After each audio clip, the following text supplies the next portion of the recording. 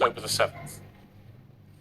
Oh, it was terrible, of course. I mean, we kind of get our news kind of also secondhand because, you know, my wife's family, they live in Gaza. They have cousins and uncles there, and their house also was bombed.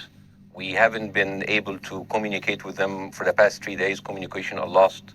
So we don't know actually what is the how are they doing, but you know we're used to that. I mean, it's just like it's very repetitive. We're used to that. We're used to them being bombed every time and moving from one place to the other.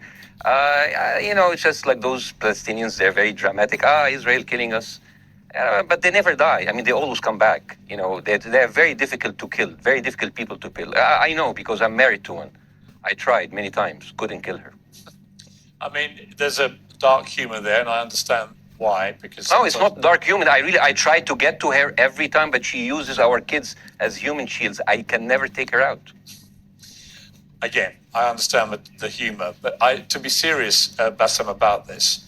Tonight, I will be serious. Yeah, I will be serious. I was watching your interview with Ben Shapiro, and I'll tell you one thing. Yeah. I think that Ben Shapiro is one of the smartest people who ever walked this earth. He's very, very smart. I follow him, and I believe everything he said. And when he came on your show, his solution was, and I quote, his solution was that the solution for this is for Israel to annex Gaza and to kill as many son of bitches as possible to make sure that this will never happen again.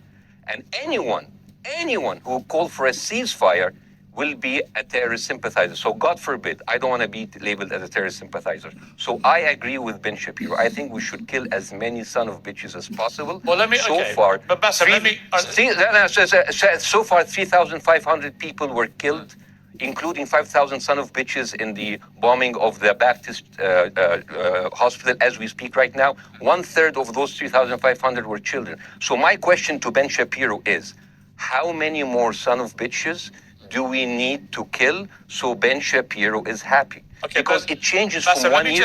It changes from one. I'm sorry that. Listen, I'm really at a disadvantage here. I'm looking at a camera. I don't see you. I can hear you on my. The reason I'm interrupting is I think you might be. I think you're conflating different interviews with Ben Shapiro. He didn't use the phrase "sons of bitches" with me. Let me play to you what he actually said on my show. He did.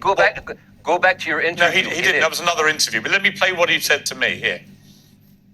Well, frankly, I don't believe in proportionate response to terrorism. I believe that the way that you stop terrorism is with wildly disproportionate response. That doesn't mean in terms of targeting civilians. It means in terms of killing as many terrorists as humanly possible and allowing them to dictate the terms of engagement by hiding behind civilians in areas that they're supposedly responsible for means that the only option for Israel is to surrender to Hamas's hatred of its own citizens, its willingness to use its own children as human shields. No country worth its salt could ever do that. Now that is substantively different to what you said he said, right? He's talking there but specifically about Hamas terrorists. I agree with him. The thing is, the question is, what is a proportionate response? Because it has been different from one tier to another. So if you look to this graph, for example, this is the death of Israeli and Palestinians, and it's changing from 1 year to year. It's like fluctuating like crypto. So my question is today, what is the going rate today for human lives? I mean, 2014 was a great year for Ben Shapiro. 88 Israelis were died, and there was 2,329 Palestinians killed on the other side. That is one Israeli for 27 Palestinians. That is a very good exchange rate. What I'm saying is, what is the exchange rate for today? You guys will be happy. That's my question. Well, it's not me, guys. I'm not on either side. No, not you. Like when I say you guys, I say like the people on the other side of that. I know that you don't think like that, Peter. You're one of the good guys. But let me tell you something. I mean, the reason that I'm using this is that, I mean, I can't remember what happened in 2014, and there was no music festival, but there must be something. I mean, they must do something. It is their fault. It has to be something. I mean, 2018, 300 Palestinians died. Who's counting, you know?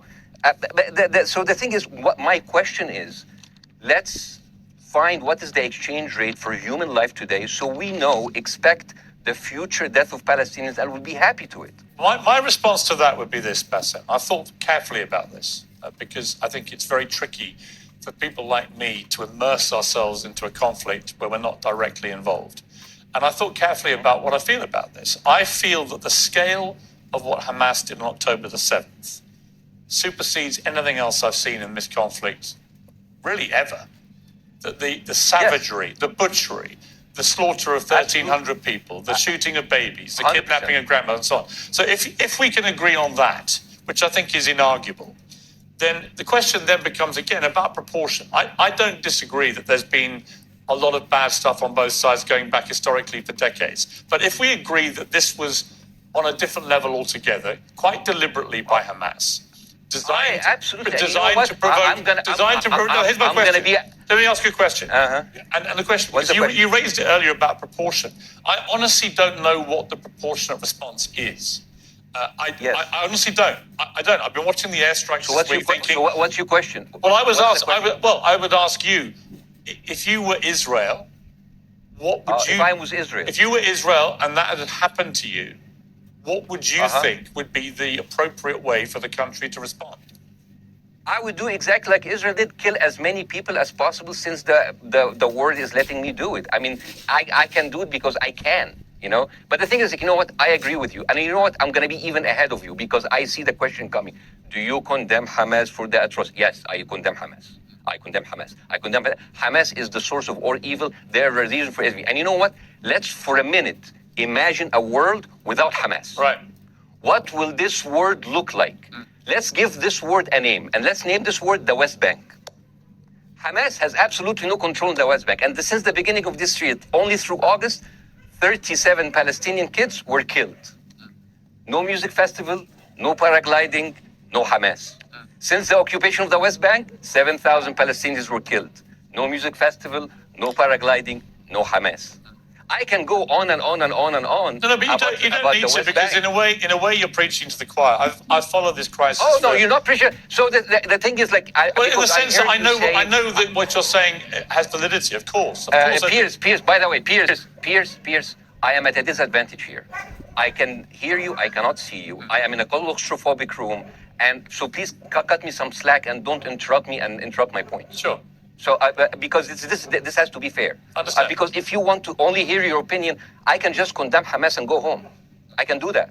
So, do you want to do that, or do you have a much more nuanced conversation? No, I absolutely want to have a nuanced conversation. I wasn't aware I was interrupting you. I thought I was letting you speak. Amazing. So I would say I really applaud Israel for doing one thing that no military force in the world does. Because I heard Ben Shapiro and I heard Ron DeSantis, and they said Israel is the only military force in the world that warns civilians before bombing them. I mean, how fucking cute.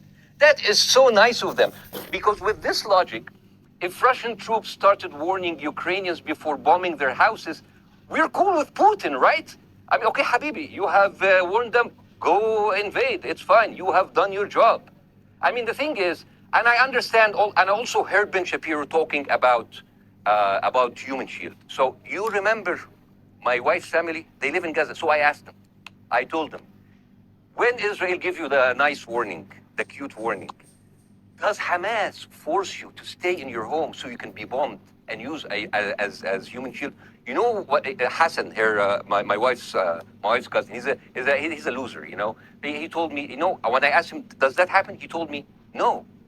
The lying son of a bitch lied to me. I told him, you don't understand. Ben Shapiro and Ron DeSantis keep saying that Israel warned you and Hamas asked you to stay put. So I told you, he's a loser. He never kept a job. He even failed in all of the interviews to become like a human shield. I would believe Ben Shapiro. Let me ask you this, Bassem. So let's go with that. No. Let me ask you. At some point, I must be able to ask you questions. It's not a monologue for you, Bassem. If we agree that for the 14,000 casualties, I mean, who's counting? Our human shield. Does that mean that every single one of those civilians was standing, obscuring a military target behind them? Because that's a lot of weapons. I mean, Hamas is packing. No, of course it doesn't. And look, it doesn't.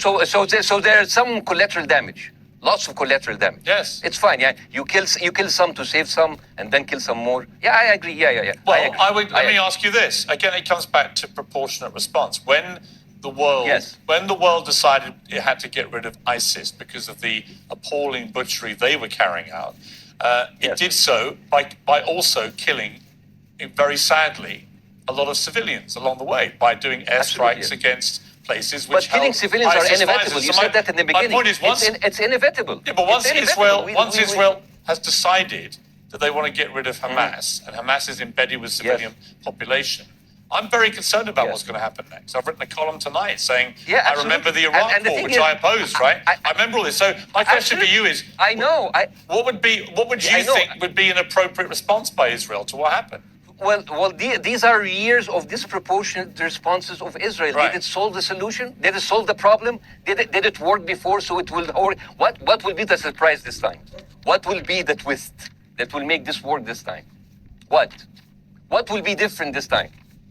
Seriously, I mean, like, this is only the last 15 years. I mean, because it's too many papers. I just got this. But how will this be different? And the thing is, I am so glad in the introduction that you mentioned the Iraq war. I applaud you, Pierce, for saying that, because you were honest about it. You said that spreading lies like WMDs make people look at those people as less of humans, and they would accept the death of 1 million Iraqi, whether by sanctions or by invasion, right? You are a good man. This is amazing. And you know what is similar? Is when you spread the lies of 40 decapitated babies, although it was refuted. So what happens when people hear that, killing babies is horrible. But when you say decapitated 40 babies, you are planting a certain image, who has said certain that? trigger in people's mind. Who has said that? Who has said 40 Who has said that? Who has said that? 40 decapitated. Who has said that? You have repeated. No, I haven't. What? I've never said that. You haven't said on your show 40 decapitated babies? Never. Ben Shapiro didn't say it? No. Ron DeSantis didn't say Nobody it? has said Okay, Peter, nobody said it? No. Oh, okay, maybe I am wrong. Decapitated. Here's You're wrong. I've never said that. What happened, no, you're wrong. But the thing is, when Iraq, the thing is, the same thing is happening in Iraq. Ben Shapiro once tweeted, not even about Gaza, about the West Bank, when Israel continued to build the illegal settlement. He said, 2017, Israel likes to build things, and Arabs, not Palestine, not Hamas, Arabs like to bomb crap and live in open sewage. Yeah, I thought that was very ill-advised. The Israeli defense minister, he said, those are human animals. And the thing is, Ben Shapiro should know better, because, long before the Holocaust, before Jewish people were thrown in the gas chambers, the Nazi propaganda called them rats. Now, as a human being, I will never accept that another human being being thrown into a gas chamber, but a rat, kill a 10, kill 1,000, 3,500. They are son of a bitch. They